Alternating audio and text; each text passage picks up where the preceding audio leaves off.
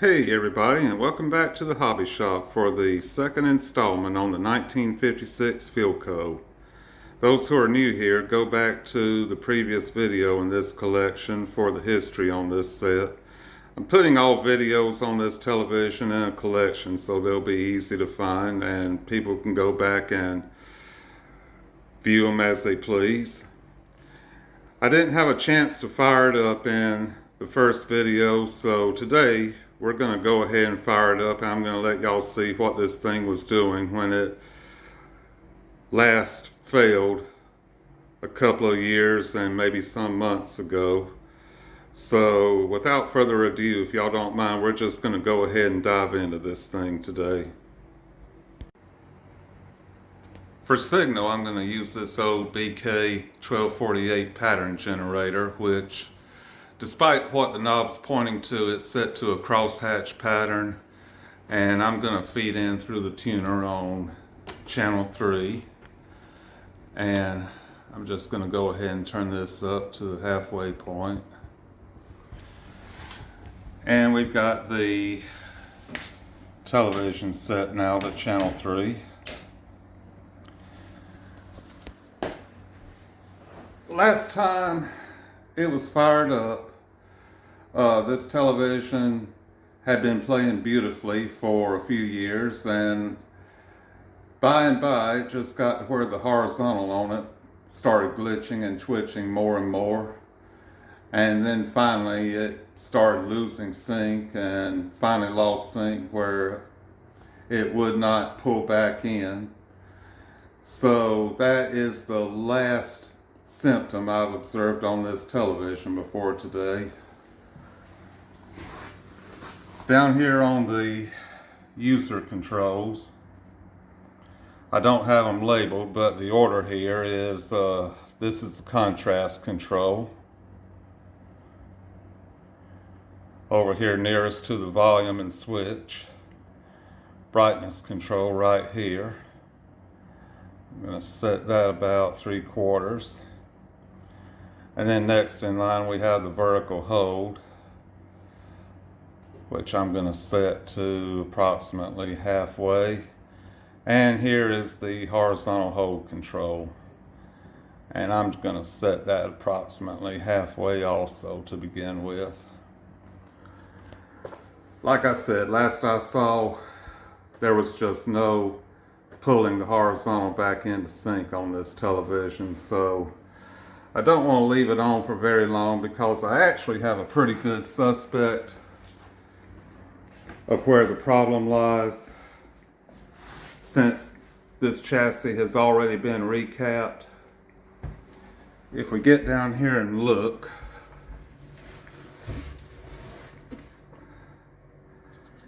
this capacitor right here was installed by me, and it was already an old stock capacitor at the time, but it passed every single load test and capacitance test I put it to, and it's been in use in this television for, during the time this television was actually working. This capacitor has been in here now for about 6 years, and if I can zoom in on it and pull focus here, you'll notice right there where the positive lead's coming out, we've got some acid leak. And it certainly was not in this condition when I originally installed it. When I installed it, this was effectively a new capacitor.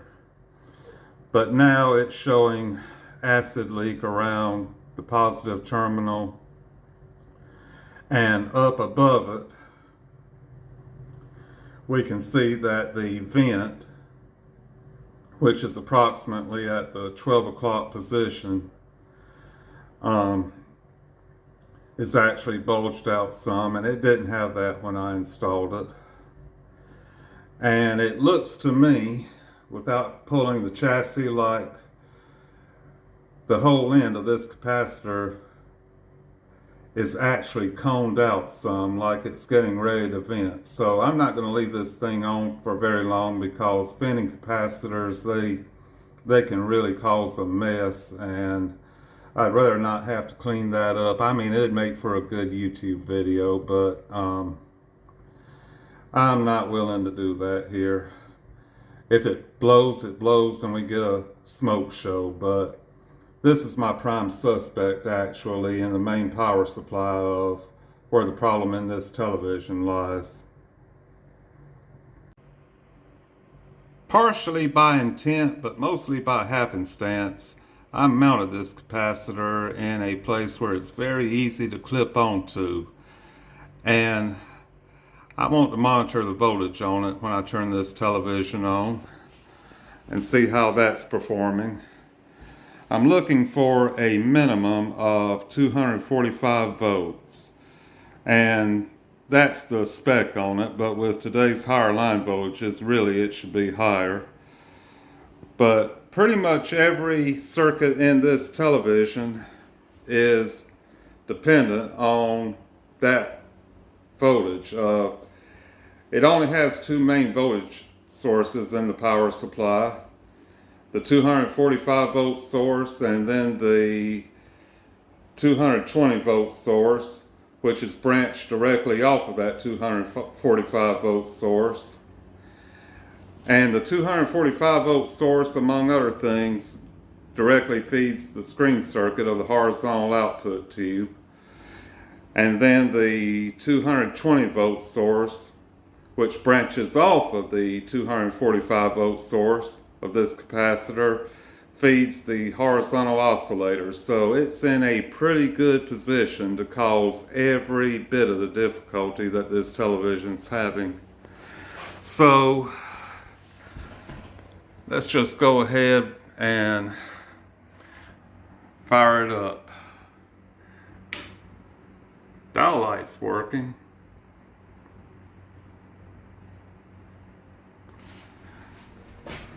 Okay, and we got 300 and all right.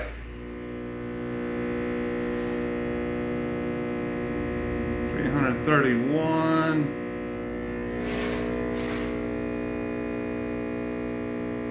and no raster.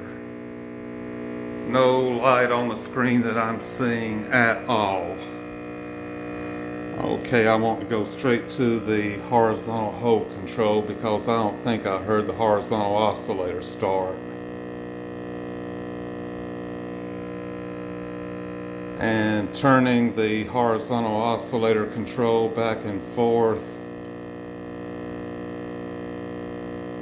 I'm not hearing the horizontal oscillator frequency vary one bit. Or maybe I've got my controls mixed up. Still no sound from the horizontal oscillator, and still none.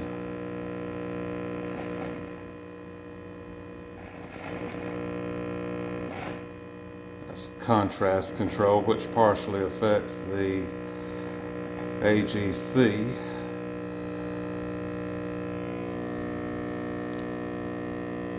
And no light on the screen at all. And y'all, this is a strong picture tube. We should have some raster going on. I don't even hear the vertical circuit going. All right.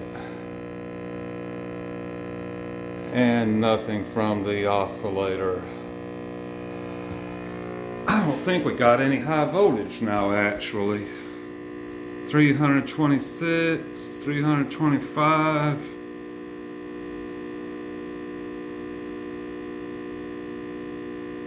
Let me see if we got any high voltage coming up in this thing. The hum you're hearing in the speaker is not a bad filter in the power supply. That's just a result of the test signal that I've got hooked up here. If I turn the test signal off, we get normal rush sounds from the speakers. So I just want y'all to know that hum is actually normal.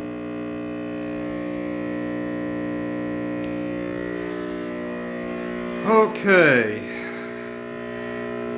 I'm going to be using my old Polaris 651 high voltage probe for this, which actually has a convenient milliamp meter built into it, so I have to make sure I've got it set to either measure high voltage or milliamps. So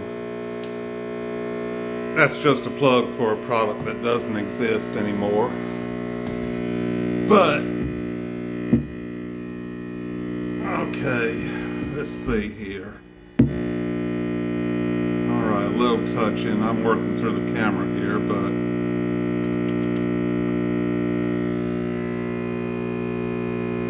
zero.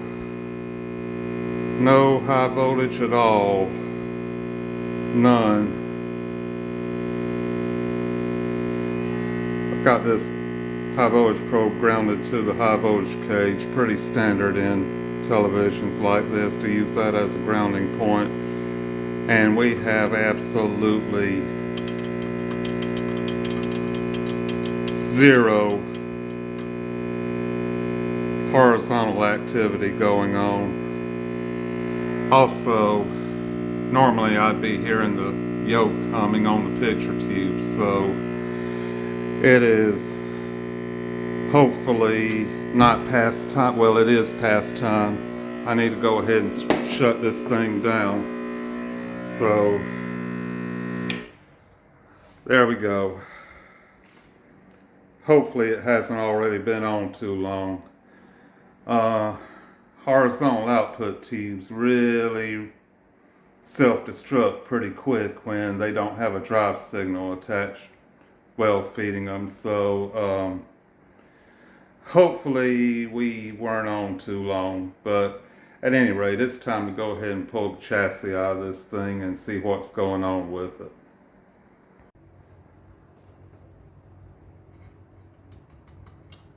Yeah. Or actually, no. Not even the slightest tickle. Y'all, if it had any high voltage or any sign that it had high voltage, I certainly would have used the high voltage probe to discharge this picture tube without doing this. I don't like being shocked. And normally high voltage on this television would measure about 17,000 volts. I would think at normal viewing level, brightness and contrast. The harder you drive the picture on brightness and contrast, that will pull your high voltage down some. But normal for this one is somewhere between about 15,000 volts and 18,000 volts max. So yeah, there was not even the slightest bit of high voltage on this thing.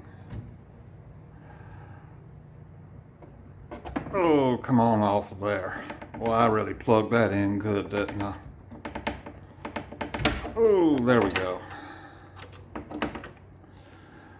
Okay, now for the picture tube, I'm going to take this opportunity to go ahead and show y'all a trick about unplugging these things, because the bases on these picture tubes actually can come unglued, and they often, very often have. And you don't want to wiggle a socket around trying to unplug one, because you don't want to break any of the leads coming out of the tube itself, where they come out and go into the terminals on the base of the picture tube. You'll notice that I don't even have this one plugged in entirely flush. Hey, if it doesn't want to plug in flush, I don't force it. You know, all I need is enough for it to make good contact. But a way to work these sockets off when they're tight is to just use a flat blade screwdriver and just gently working back against the base of the picture tube, just kind of work it off slowly. I mean, if it takes all day, it takes all day, but picture tubes aren't easy to come by. So this is a very good way to make sure that you preserve the one you got.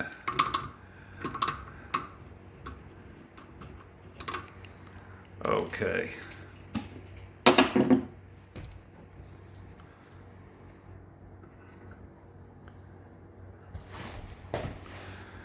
All right.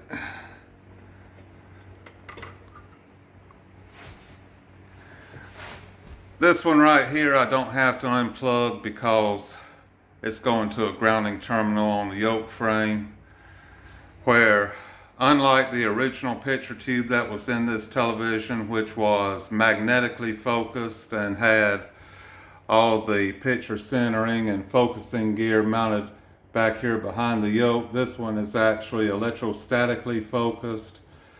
So Philco had already made provisions for some models apparently that had electrostatic focus on them. So this television was actually made during a transitional period. And then we've got the speaker, which down here the leads are actually soldered on this one.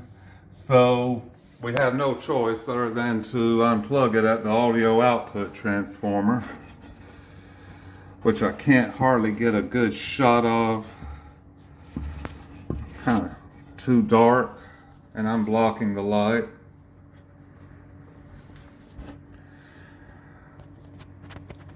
But I'm going to reach down here and just unplug the speaker from the audio output transformer.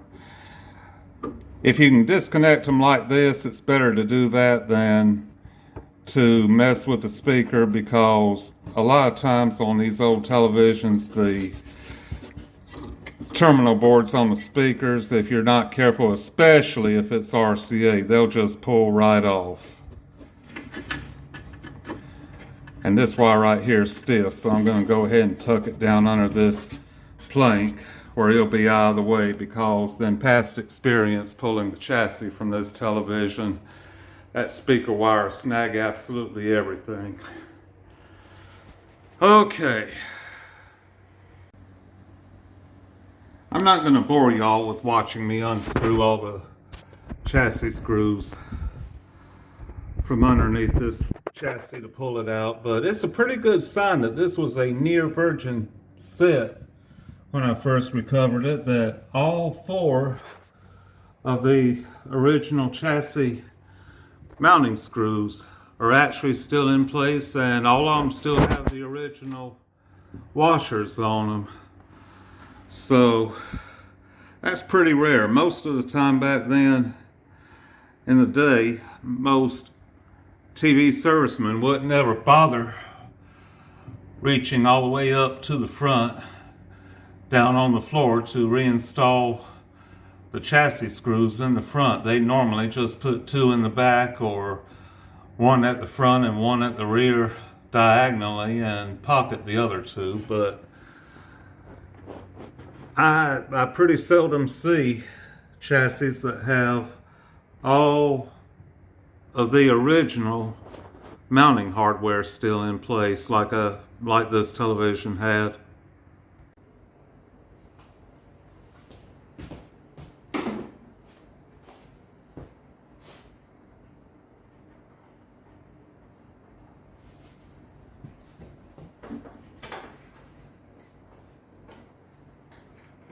All right, come on. Come on out there, baby.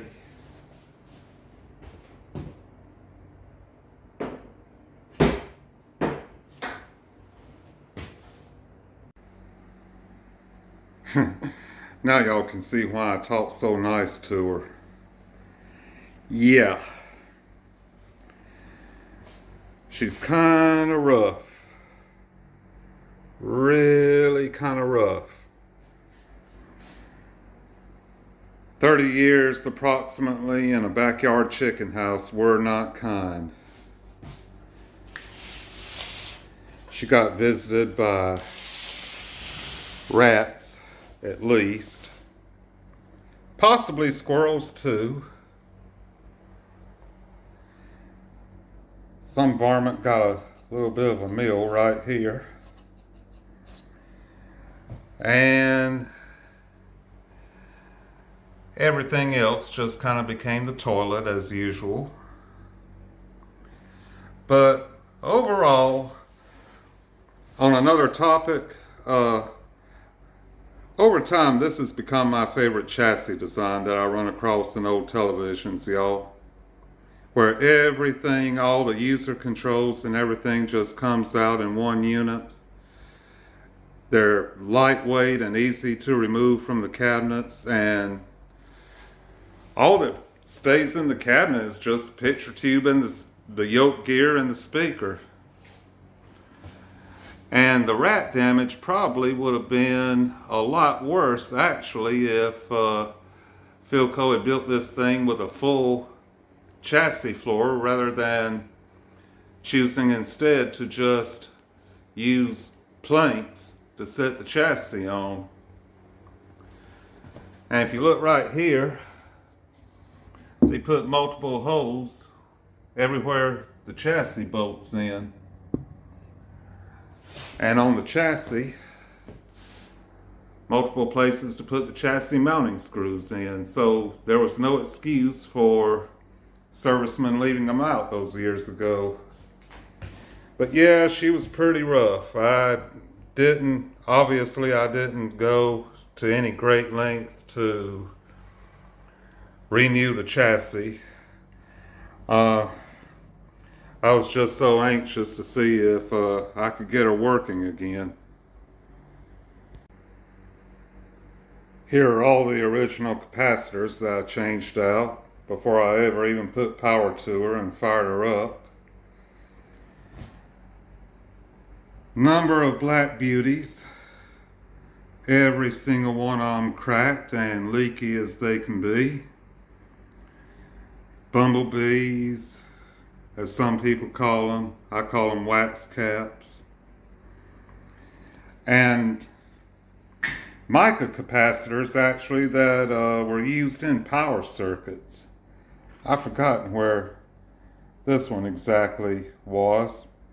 And actually, looking at the manual actually showed a regular film type capacitor where this Mica capacitor was used. But this one had this Mica in it, and there's the Philco part number. And doubtlessly I would have smoked something if I'd left it in there because it is leaky as can be. These two right here are actually the original two AC line bypass capacitors. And they were way, way leaky. Y'all don't ever fire up any chassis until you have checked the line bypass capacitors right there on the incoming AC line. These two right here were terrible. I mean, massively terrible. That's one of the first tests you make, actually, before ever even plugging any unknown chassis in. You always check for these and replace them, or just cut them out. But if you leave them in, they are power transformer killers. Here's the original main filter capacitor right here, which I always label this stuff and everything. And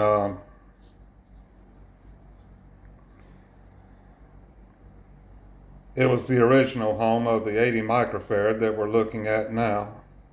It had a 40 microfarad at 400 volts DC and 80 microfarad at 350. The one we're looking at now is 450 volt rated.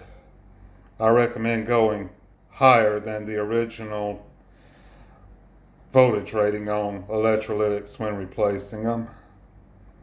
And then we got a 100 microfarad at 200. I put a new, very old stock 350 volt rated one in place of that, which I might be changing out and probably will before this project ends.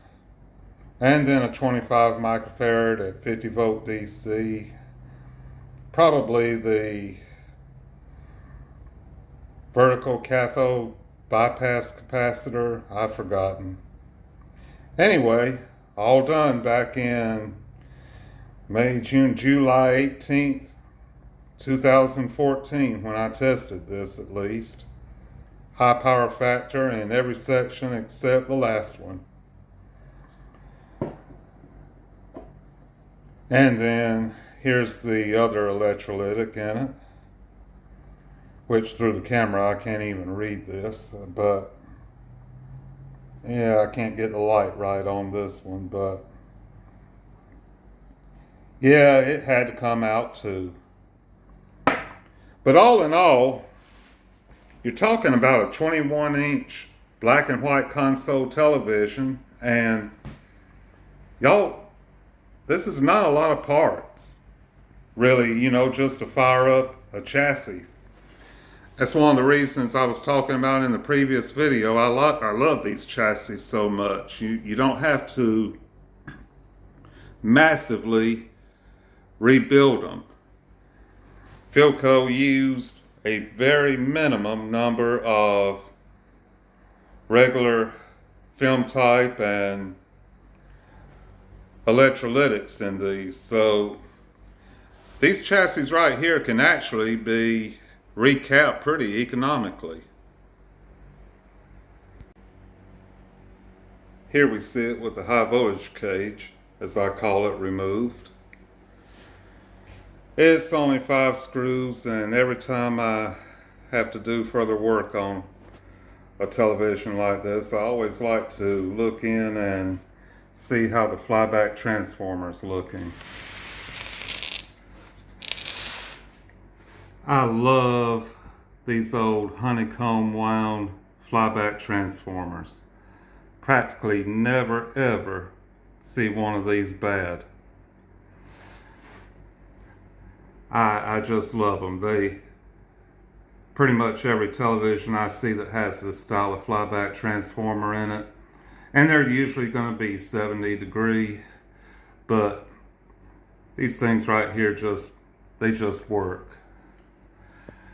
Now, even while I say that, I'm going to take this opportunity to put a kind of shameless product plug in here, because the outer casing on this transformer was not originally black. It was brown. It was beeswax colored, and it's been recoated with this stuff right here. GC Electronics Corona Dope. I always use this stuff, and always before firing up a television, I always recoat the flybacks with this. I use it religiously. Great stuff here. If you're going to be working on old televisions and you want to really preserve the flyback transformers, right here, this is what you use. Now, looking at it, you're seeing it pretty original to the way I found it. I didn't really have to do any cleanup. I just did a very, very gentle brush off.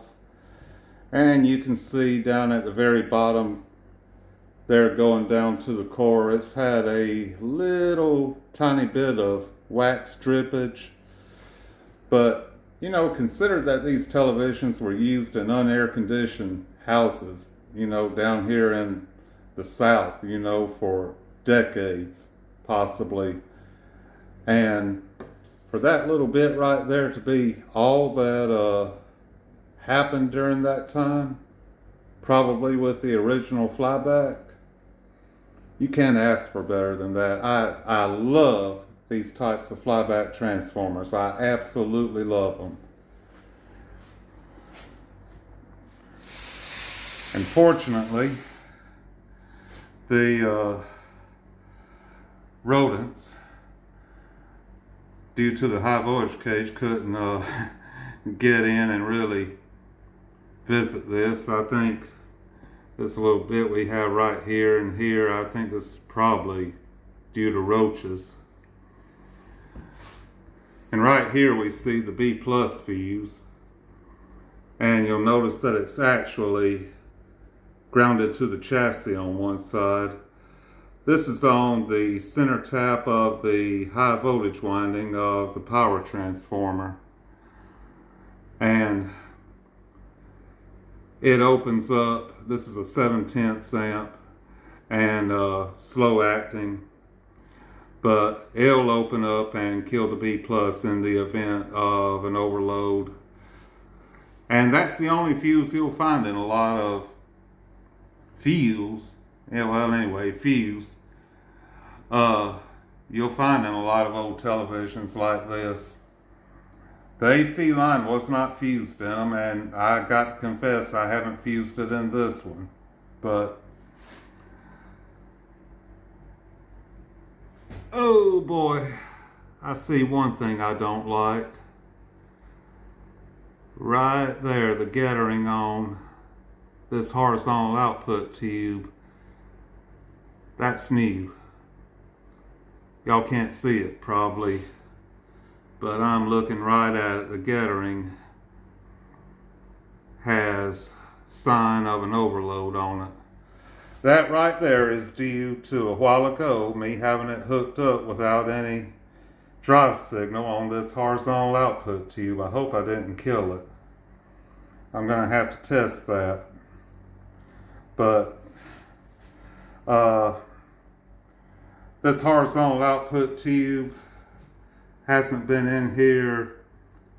It and this damper tube both. They're not showing a lot of wear because they had only been in this television for about a year and a half before it failed, because the original horizontal output that I put in, it developed a heater short and I had to replace it. So since I've had this television, this is the second horizontal output tube that I've put in it, and it needs to be checked. So let me go ahead and do that. Another point right quick, this grommet right here, the television didn't originally have a grommet in this position, so I put this insulating grommet here where the high voltage lead coming out to the picture tube goes through right here. That just felt like a good thing to do to me, because I have seen some televisions where over time the second anode lead will go to arcing to the high voltage cage where it exits the cage. So I want to point that out as well. That's another piece of advice I'll make. Now let's get to testing that honey right there. I like the way Philco did the plate lead on these, using a spring clip rather than a full press-on cap. It makes it very good to disconnect that lead without risking loosening the cap on the tube. Let's see. Yeah, y'all, that's fresh. That's fresh. That is sign of an overload. And like I explained earlier, this capacitor right here is feeding the screen circuit of this tube. And the source voltage that feeds the horizontal oscillator right here is also developed right in here off of a branch off of this capacitor right here. So I am not happy to see this. This is me a while ago. That's when this happened, I am pretty sure. So anyhow, we'll plug her in and test her, and oh, I hope I didn't kill this tube.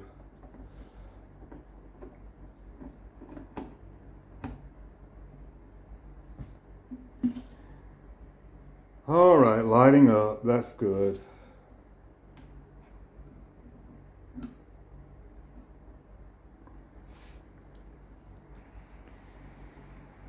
Okay, using a Jackson 103 tube tester for this. The only tube tester I have that actually uses a tube, since it uses a 6C4 triode actually to operate the meter. But anyhow, 6BQ6. Already got it set up here. So we're going to watch for shorts as I advance to each circuit here. And any short will appear right here. A flash I'm not worried about.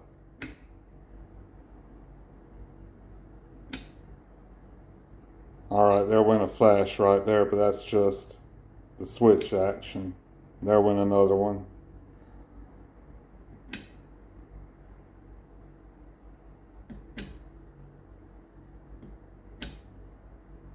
And another.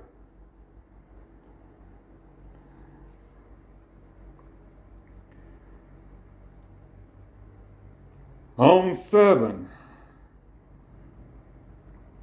I don't like that. I don't like it.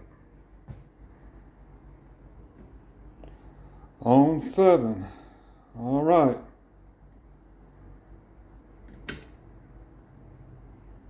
On 8. And then technically 9's not needed, but why not? 9, 8, 7.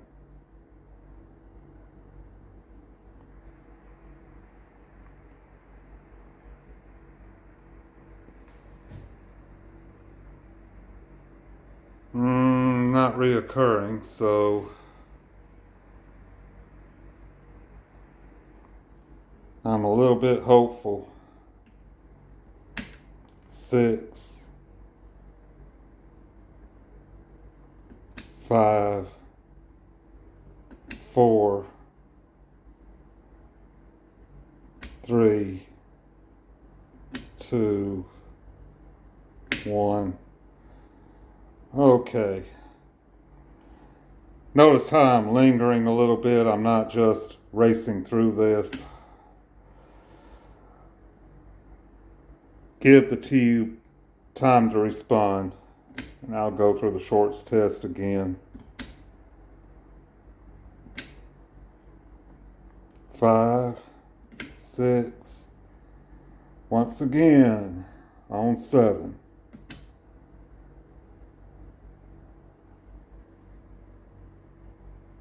And there we are.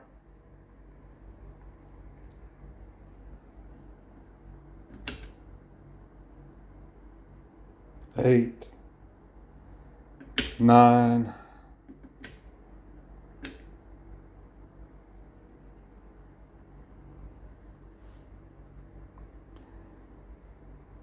and backing up from 8 to 7.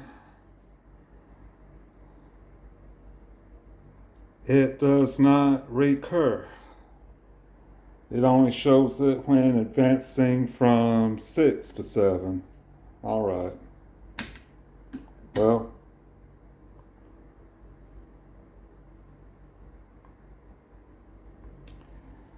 okay.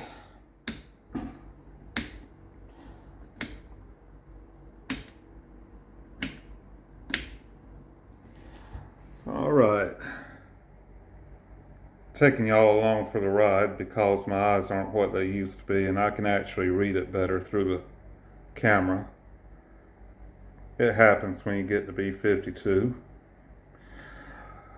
Sometimes to some of us, if we're lucky. Okay, JLS. All right. J, L, and S.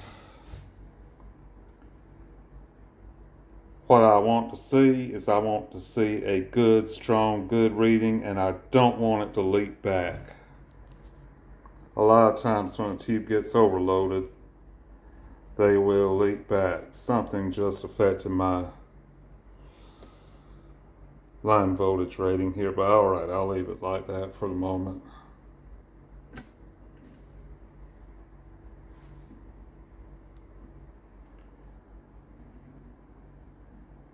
It's my plate cap firmly connected.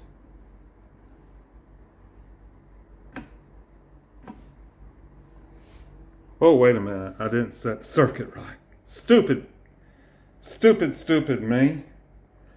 You got to test it on 8. Dummy.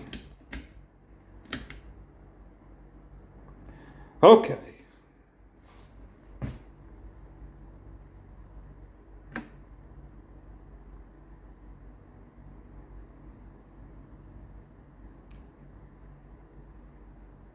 And holding it there for a while, so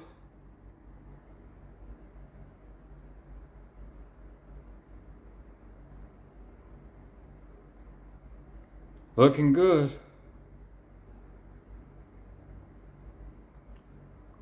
Looking good.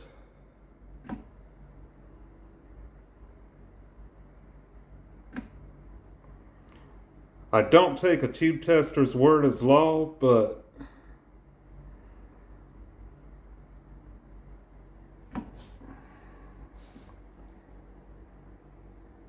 knowing this one the way I do, it's probably not entirely telling me a lie.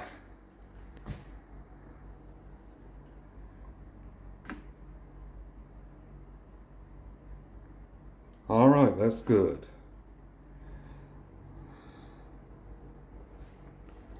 Okay, but now going back to 7 on this short test again.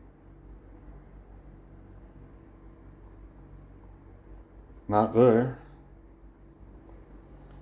But now I've got J and L depressed, so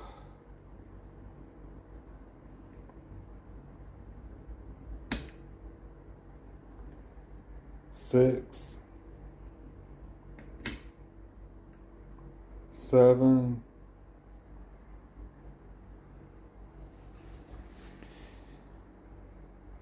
Okay, we'll try it. I'm going to go ahead and test the horizontal oscillator too, but decided I'd go ahead and bring y'all along for the ride on this one. I'm going to choose to trust it for now.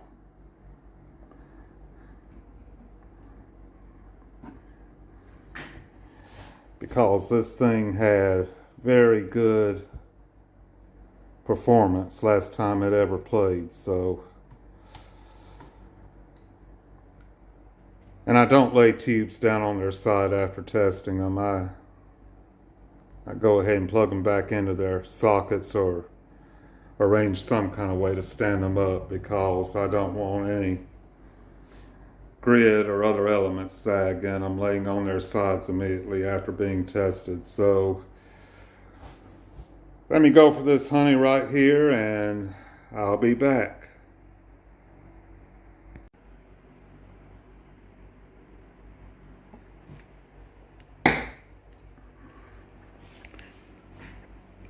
Okay, I've checked all the other tubes involved in the power supply. I didn't check all the signal tubes. Checked the low voltage rectifier 5U4.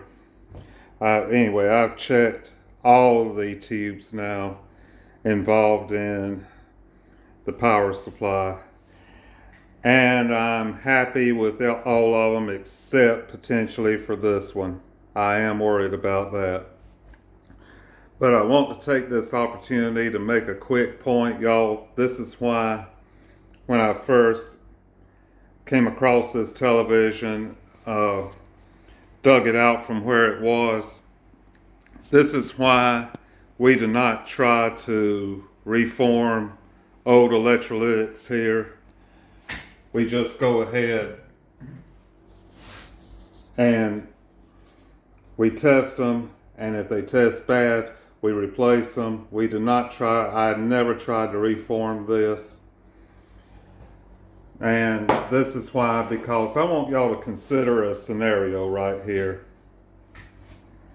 One capacitor, this one right here, which since it has acid leaking out, it's going to be replaced. I'm going to replace it. This sucker right here is dead to me.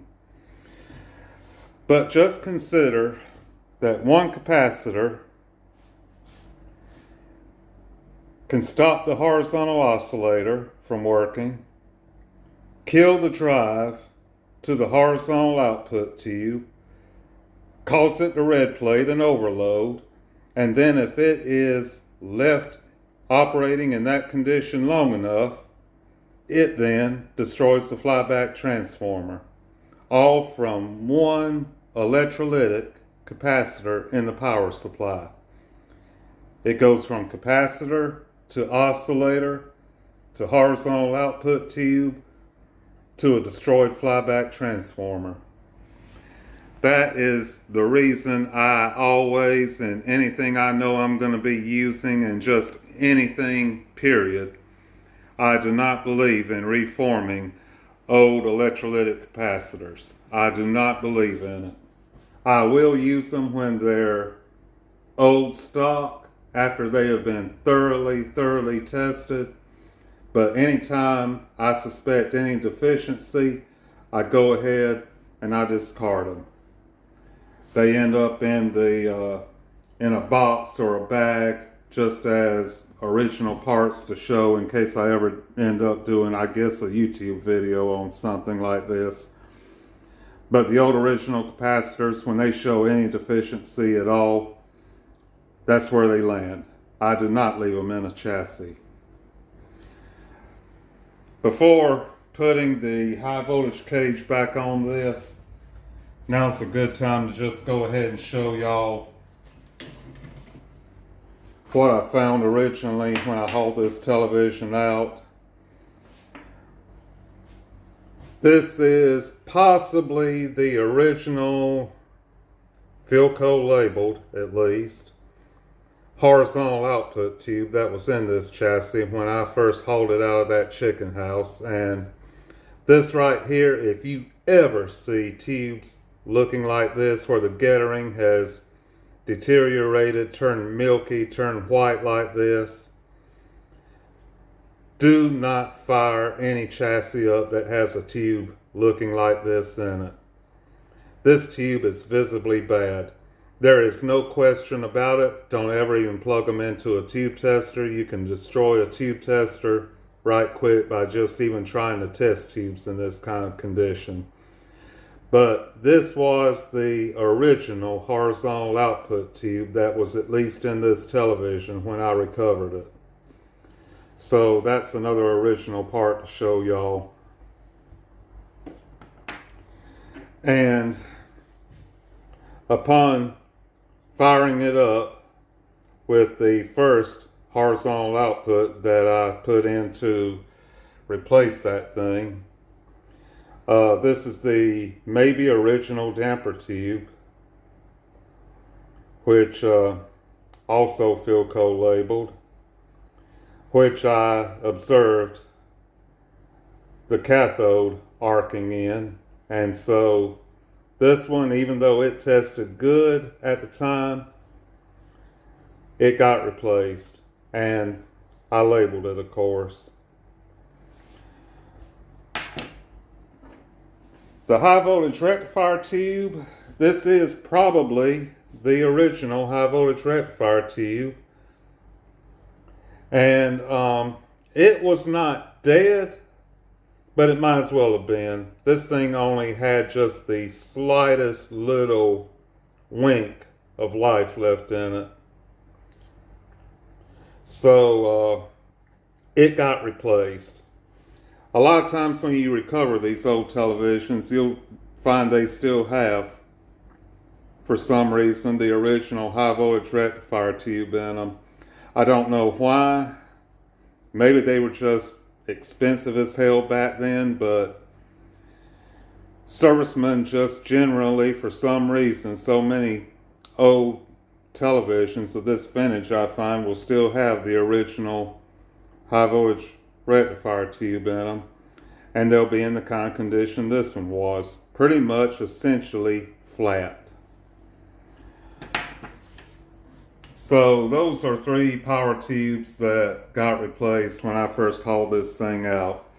Okay, I'm going to go ahead and reinstall the high voltage cage, and then we're going to take a look up underneath the chassis, and I'm going to get to work on this. The underside of this chassis is actually damn clean. I mean, who could ask for more? Other than the recapping work that I did back those years ago, this is how I found it, y'all.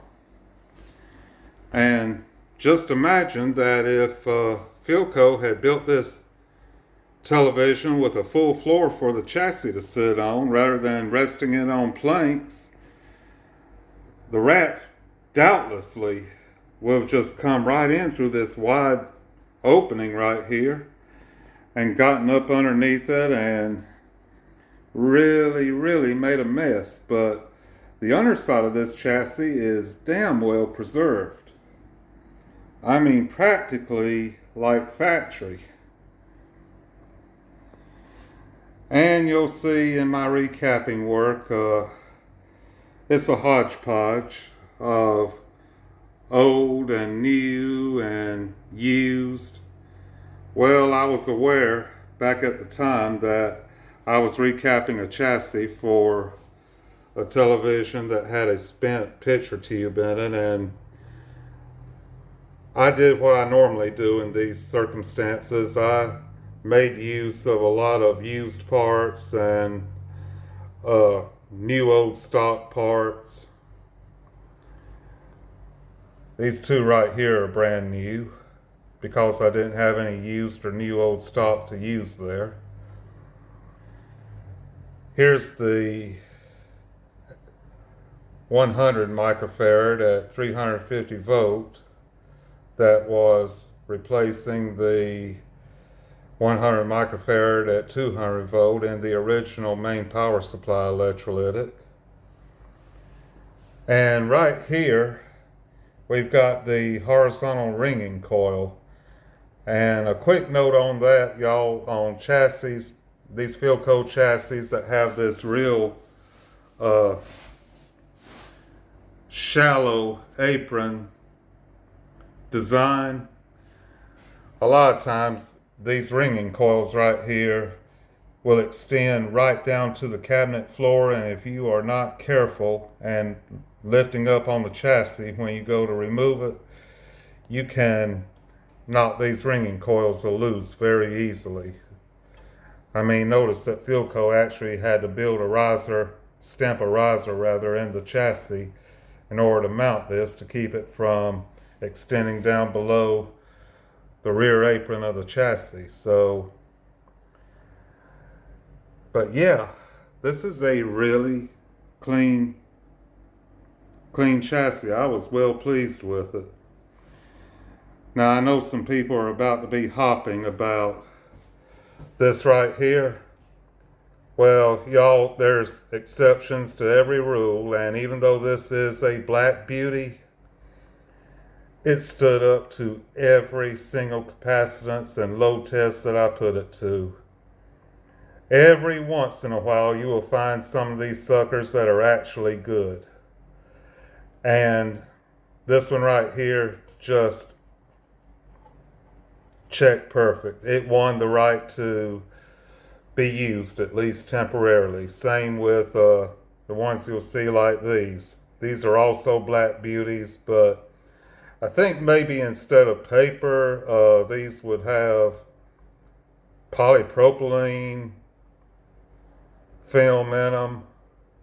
Maybe, I don't know, but these right here are not automatically bad when you see them, but do inspect them. They are quite commonly cracked and leaky, but this one right here, again, along with this color-coded honey right here. These two won the right to be used because I was recapping a television that I didn't really know how far at the time I wanted to go with. And I just wasn't going to populate this thing with a bunch of brand new parts for a television that had a flat picture tube in it. But yeah, this is really this one right here.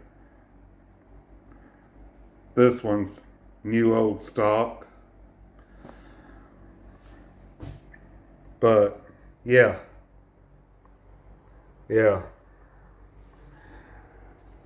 I didn't know how far I wanted to go, y'all. I don't know what to say, you know, because it came out of a chicken house and it was rat eaten and rat pissed and roach pooped. So, other than the electrolytics, I did use a lot of new electrolytics in it because electrolytics are my main concern.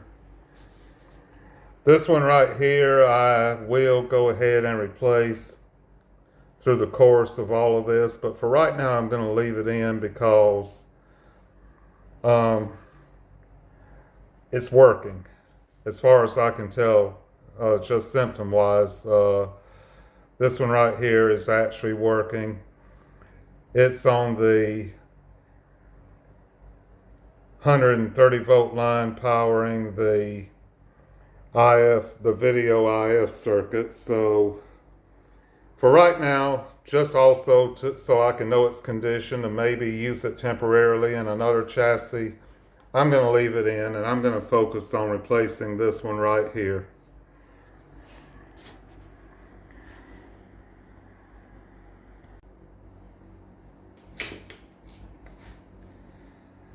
All right, Mr. Cornell Duvalier. Thank you for the time you have served at this post, but you have earned a retirement.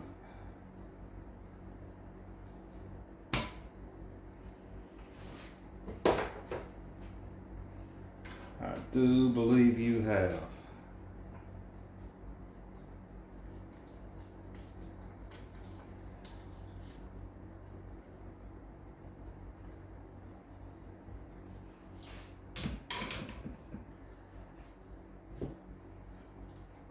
Okay.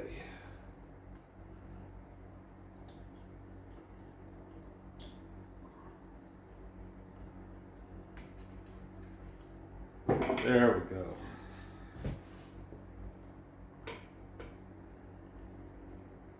And this terminal strip, I don't think here immediately I'm going to be reusing it, so we'll just go ahead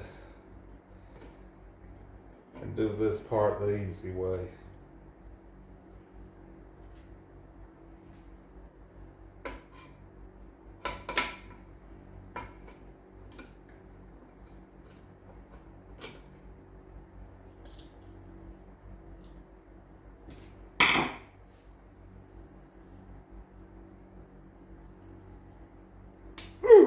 Okay, there we go. Yep. That right there pretty well dates it. It was essentially a new capacitor when I put it in, but pretty far from new now. Yeah, it's earned the rest.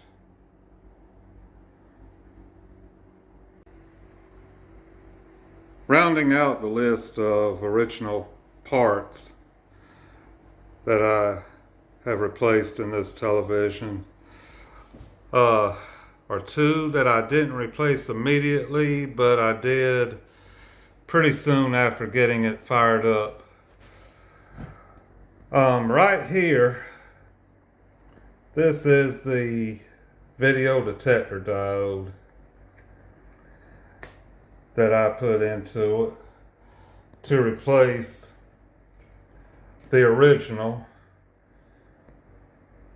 which was a germanium type. And that's a bit of advice, y'all. anytime you're resurrecting a television like this, you might as well go ahead and just replace the video detector diode if it's not a tube, because these old germanium diodes, they're going to fail pretty quick. This one right here actually lasted a little better than a week before it died. But anyhow, I ended up replacing it. So go ahead and just don't hesitate, unless you don't mind, kind of like I don't, just seeing how long something will last and having to go back into something. Just go ahead and get you some signal diodes and go ahead and replace those old germanium detector diodes in chassis like these. The ones I use, this is a new old stock NTE or ECG, depending on how old you want to be. NTE 109, and I just keep these things on hand. The newest ones are actually a lot smaller than these are, but I always keep these and I don't hesitate to use them. If it was a customer set, I'd have went ahead and replaced that old germanium video detector diode to begin with. I wouldn't even have chanced it. Also, right here, this is the grid resistor for the vertical oscillator. Trace back from the vertical hold control and go ahead and find that grid resistor and test it. And this one, it checked good to begin with, but after I'd been using it for about a year, the vertical hold just kept on walking until finally there was no way to lock the vertical hold. And you'll often find the grid resistors on the horizontal and vertical oscillators bad eventually. Most of the time they'll work short term, but like this one did. But if you want to be sure, go ahead and replace the grid resistors to the horizontal and vertical oscillator. I had to go ahead and replace this one. Those who watch Mr. Carlson's lab will notice that the original one is actually a roundy. So yeah, its days were pretty well numbered, but at the time of the original resurrection, this was a good resistor. It checked just fine, but yeah, it didn't take it very long to fail after this television was back in use. So that'll complete the list of original parts that have been replaced. And I know some people are going to hop about this, but here are the two ceramic disc capacitors, standard ceramic disc capacitors I put in to replace the original AC line bypass capacitors. By all means do use safety caps, but like I said just a moment ago, I was recapping a television that really, for all I knew, wasn't ever going to work out, so I stuck these in and they've just been left in. But a lot of the capping work done on this, before I'm finished with it, I'm going to rearrange and I'm going to kind of perfect my recapping work on this as I go along. But all of this was done basically, just to get it fired up and going.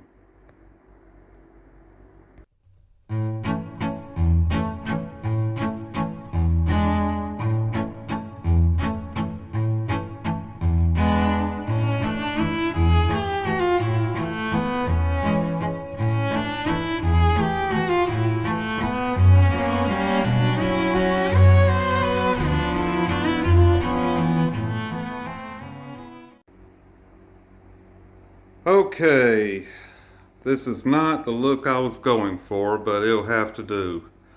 The new capacitor I thought I had, I don't have. I've already used it. So this one right here is going to have to carry it for a while. While I was hunting, I did find that I have a brand new 100 microfarad at 450 volts, which I thought about subbing in here in place of the 80 temporarily, but ultimately I decided on using this one, and I think it'll be all right. Off camera, I load tested both of these again, and then I just let them sit for an hour. I didn't discharge them. And after an hour, when I measured the voltage on this one, it had already bled itself down just all on its own to about 18 volts. So this one's got pretty high DC leakage, and as far as I'm concerned, it is bad. This one right here, on the other hand, was still holding just a touch over 200 volts. So while it's marginally high power factor, it's not leaking, and I am convinced that it's the DC leakage in the one I took out that was causing the problem. So I'm going to put the chassis back in with this arrangement, and we'll see how it works. For right now, I'm going to leave this one in because, like I said, I do believe this one right here, even though it's old, it's working. And if the television plays with it, they'll tell me that this one right here is still good to use as a temporary in other projects. So for right now, I'm going to leave this one in, and later on I will change it out with this one. So I'm going to go ahead and set this chassis back in the cabinet, and we'll give her another try.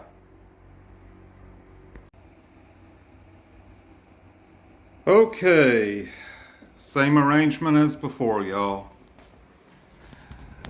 Set up to monitor the B+ voltage.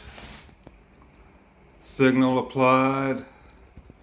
No dim bulb, no variac, because I like to live dangerously. The only thing needing to be reformed here is me. And we're just going to fire up and see what happens.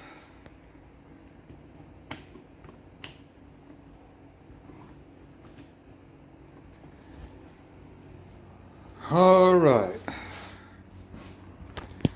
Que sera, sera. Whatever will be, will be. The future's not ours to see.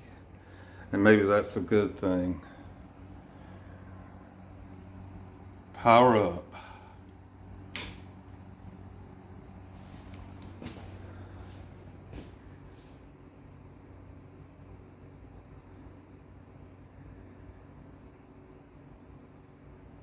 Okay, dropping down.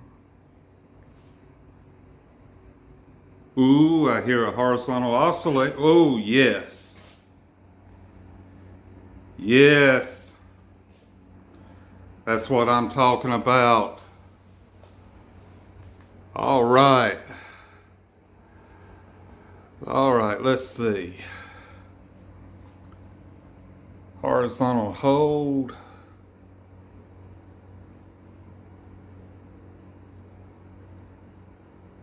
Come on, honey.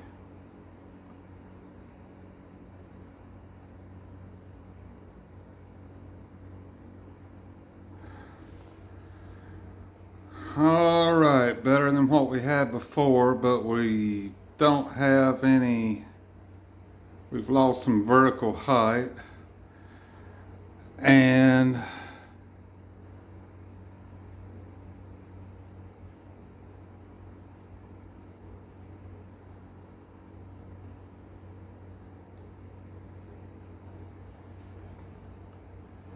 we still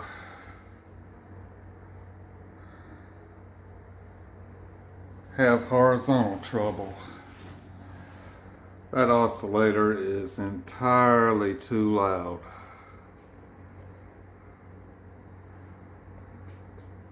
Okay.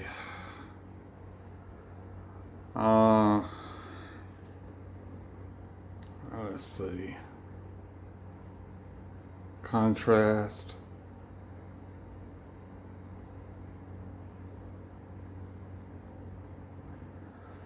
Minimum brightness.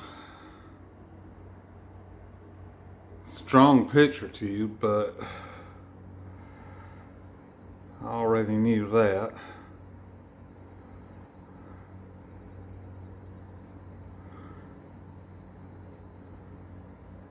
Horizontal, come on.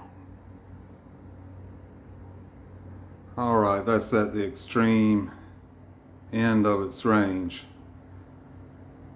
And now it falls out the other direction. Okay.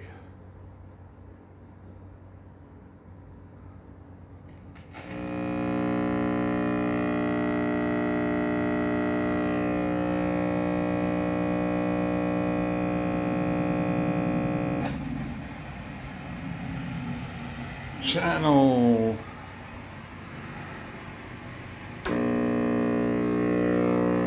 4.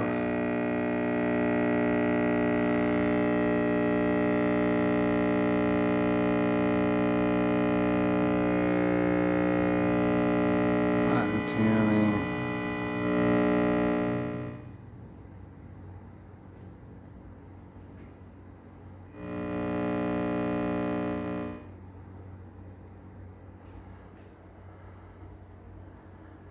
But we do have a pulse. We have signs of life. Back to channel 3.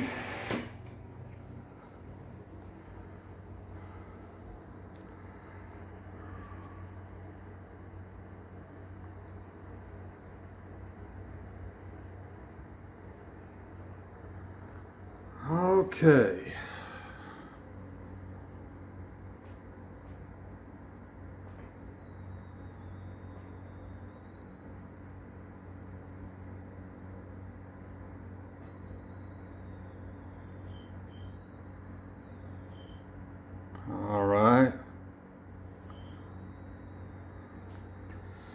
Come back to me.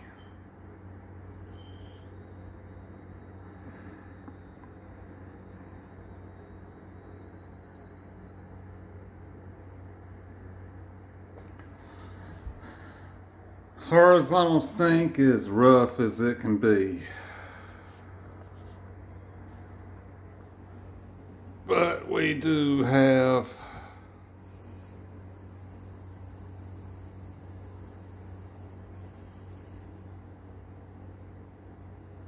come on.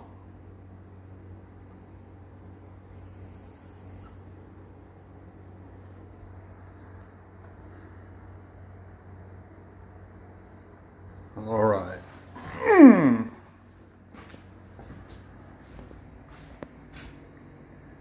236. All right, that's actually down from what it ought to be.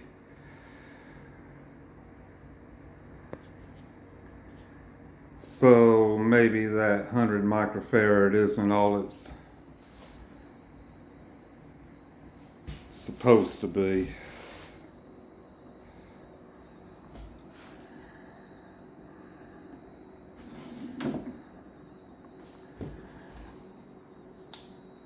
High voltage.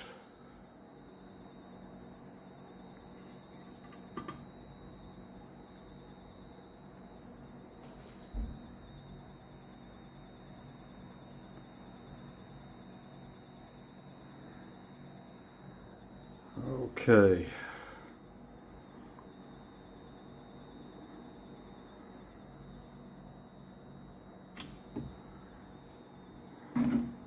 I'd like it if it was higher, but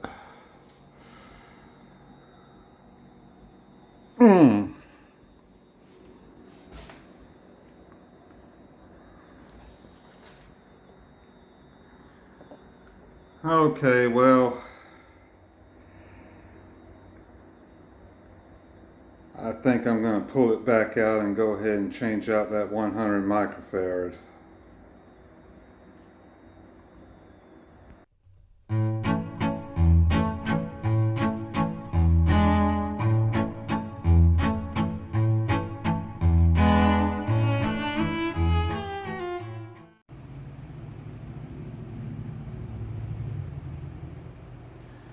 Every journey begins with a single step.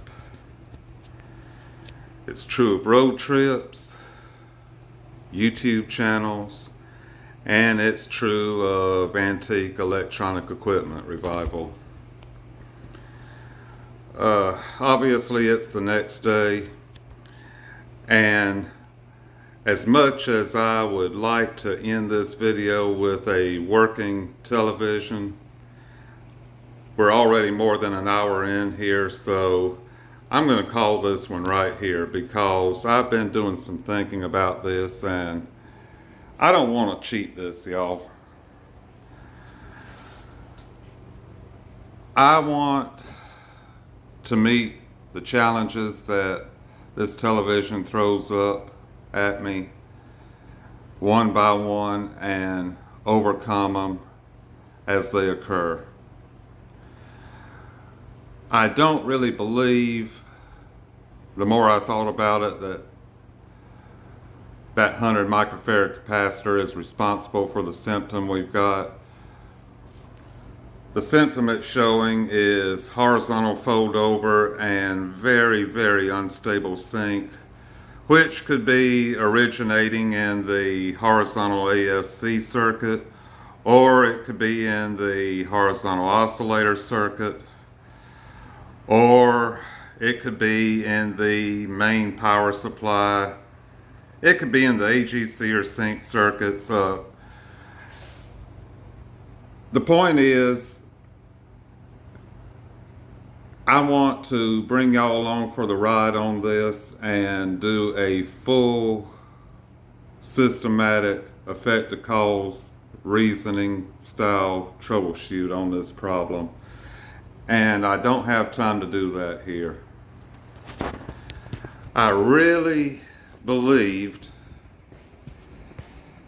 that this was probably the whole entire problem with this television because it is definitely bad. We have a positive terminal that is pushed out with acid leaking out around it.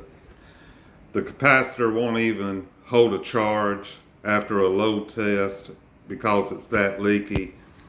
It is definitely bad, and I honestly thought this was going to repair this television, but I was wrong. What replacing that capacitor actually did was it brought this television back to a more advanced stage of the original breakdown. This is what it was doing 2 years and some months ago when I took it out of use.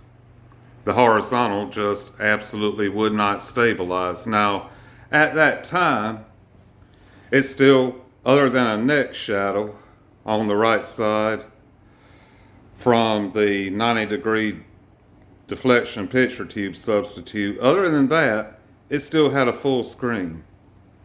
We had a full raster on it back then. So, in the time it's been sitting, the problem has obviously progressed, and replacing this capacitor has really just woke it up again and brought it back to the original symptom that it showed me those years ago. So that capacitor probably back at that time, it may have factored into it some, but it was not the problem. And what I would like to do on this, since I don't have a working television at this point, I want to take this as an opportunity to get into some good, true, old school television servicing techniques and maybe even reintroduce some old school TV shop service equipment into this project. Right at this particular moment, I do not have, despite owning 4 of them, I do not have a functional oscilloscope. So actually the oscilloscope that I'm going to be using here is sitting there right now, just basically dressing up what would otherwise be a blank corner of my workbench set up. So while the rest of the equipment you see around here is functional, the oscilloscope presently is not. And I've got another video in the works where this one right here is the project. So when that comes out, maybe y'all will be interested in that. But I don't have a functioning oscilloscope, so really what I'm tooled up with at this point to tackle this problem is what you see. I mean, I've got a pattern generator, I've got a signal tracer, I've got capacitance testers, and I've got meters. And I've got this honey right here, which I'll be introducing into this project one day because I want to do an audio detector and sound IF alignment. So we've got some more stuff coming on this, but as it is right now, I'm going to end this video kind of regrettably without it working. But the first step has been taken and it is alive now. Back when it originally failed, it still had high voltage and a full screen and all like I just described. Our high voltage is actually down right now because the horizontal output tube is not receiving proper drive from the oscillator circuit. So last night I did continue on and I subbed out the horizontal output tube just to settle my mind about it. I tried 3 other horizontal output tubes in it and also the damper tube and the horizontal oscillator tube, and tucked back in here where you can't see it, the horizontal AFC tube, and I played around with that and the symptom never changed. So back when I first recovered this television, basically a recap and a few tubes was all it took. Well, that's basically because it was probably, in all likelihood, other than having a totally flat picture tube in it, a working television all those decades ago when it was originally put aside. And that's a pretty easy video to do on one like that. I mean, if it was working when it went into cold storage, a recap and some tubes will get you going. But this is different. This is a television that has actually been played and played extensively for a few years, and it has suffered a genuine, real, true breakdown. What form that breakdown takes, I do not know, and I don't want to rush this project and cheat y'all from the journey to find what that problem is. It could be tube trouble. It could be electrolytic capacitor. Most of the electrolytics in it at this point are new, but I don't believe that single old one left in it is the cause of this problem, and I don't believe this old one I just put in right here is the problem, because this symptom is too close to what it originally was. So I want to go through it and employ old school television shop service techniques on this just like it was done back in the day, and do it the way it was done back then when televisions came in, broke down. That's what I want to do here. And yeah, I would have loved to have seen it playing at this stage, but I was so sure of this that I really wasted a lot of time maybe on this video, going through everything that had been done to this television previously. So I'm not going to push forward on it in this one, but you've seen far from the last of this. We're going to continue on with this project, and I might end up doing a video on some other equipment, a few videos on some other equipment in the meantime, but this one's going to be here, and rest assured I am going to continue on with it. In the meantime, in the interest of being real on all of this and not cheating it, I'm going to close here and let y'all enjoy a few blooper scenes from while I was making this video. Get a hobby shop. We're out.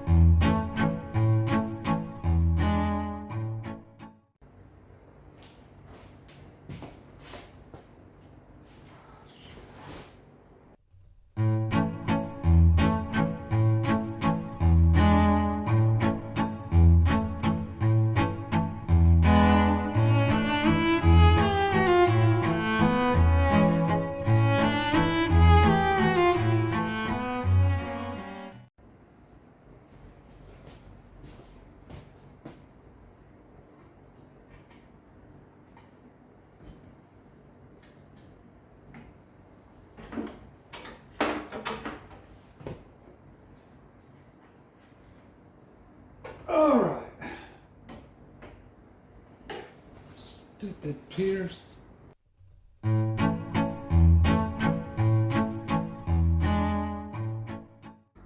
And that's the only fuse you'll find in a lot of fuse. Yeah, well, anyway, fuse. You'll find in a lot of old televisions like this.